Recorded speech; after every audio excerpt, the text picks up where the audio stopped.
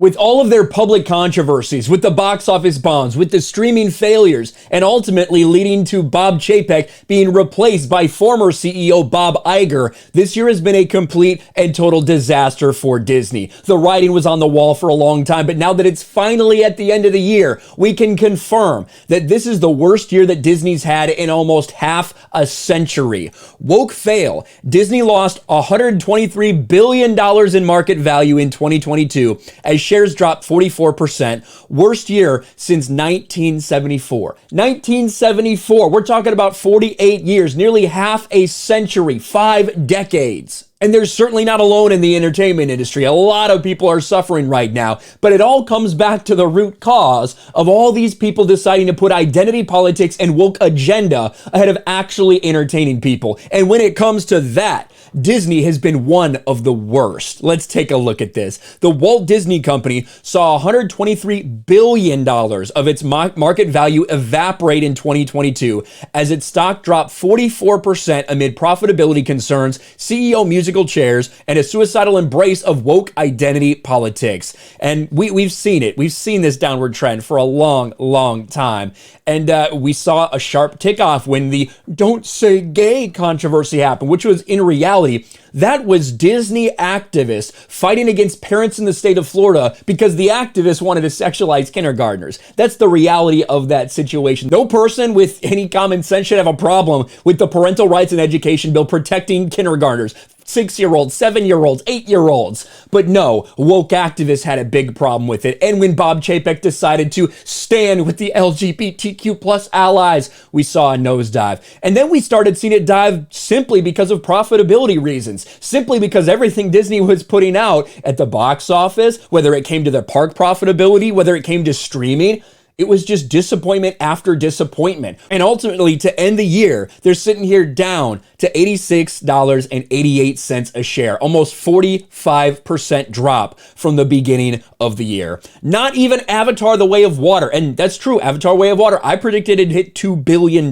We now got the confirmation from James Cameron, break-even point somewhere 1.5, 1.6 million, somewhere in that area. That's continuing to cruise along at both the domestic and international box office, so that's a bright spot for Disney to end the year, but it's not enough to offset all the garbage that happened before. Think of some of the flops they had. Remember Lightyear? How much money Lightyear lost for them? That was absolutely insane. Almost a $200 million loss for them. You had something like Strange World at the end. Both these things that are targeted towards what should be their key demographic, children, that they're failing in, that they're losing hundreds of millions of dollars on these projects. And even their tentpole, the MCU, the Marvel Cinematic Universe, what was so reliable for so long, all 3 of those big box office releases for them were box office disappointments. None of them hit $1 billion.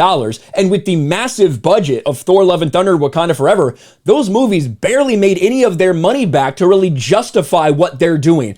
And of course, when it comes to streaming has been a disaster for them. In fact, Disney lost $1.5 billion on streaming just over the past 3 months, just over the last quarter. That's how bad it is for them. Even when you go and look at the theme parks, where Universal is gaining a ton of ground and taking a lot of customers away from Disney, it's all rooted in the same thing. When you decide to get overtly political, when you decide to focus on social justice, representation, identity politics, and pushing a woke narrative, it's going to turn people away. And that's exactly what's happened. It's turned families away. It's turned normal people away. Normal people now don't want to support Disney because of everything they're involved in. And now we've seen the results from that. Disney's abysmal 2022 represents its worst year since 1974, when the company's stock dropped 54%. For 2022, Disney stock was the second worst performing among the 30 companies that comprise the Dow Jones Industrial Average after Salesforce.com. So of everything on the Dow Jones, Disney was the second worst performing stock. There are plenty of other people in the entertainment industry. Look at Warner Brothers Discovery. After a merger and a opening of books and realizing they're over $50 billion in debt, they had a terrible year in the stock market for good reason. Things like Netflix had a terrible year. There's a lot of people in the entertainment industry that have had a bad year. but it's because so many of their problems are revolving around the same thing. Woke garbage that people don't want to go out and support, and a reliance on streaming, which has been a big money loss for a lot of these different places. Disney's experienced a nonstop parade of bad news in 2022. They reported surprisingly weak profitability for its most recent quarter, sending its stock to a downward spiral while prompting the abrupt firing of Bob Chapek and the return of Bob Iger. They also picked an ill-advised fight with Florida Governor Ron DeSantis over the state's anti-grooming parental rights and education law.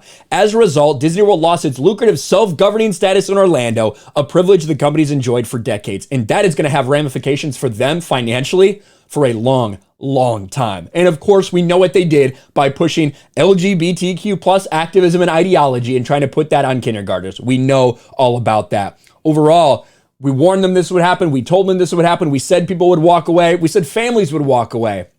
Now, that's exactly what has happened to woke Disney. Let me know your thoughts about Disney's 2022 year in review in the comment section below. Smash a like button, subscribe to the channel, ring the bell for notifications, share this video out there, and I'll talk to you later.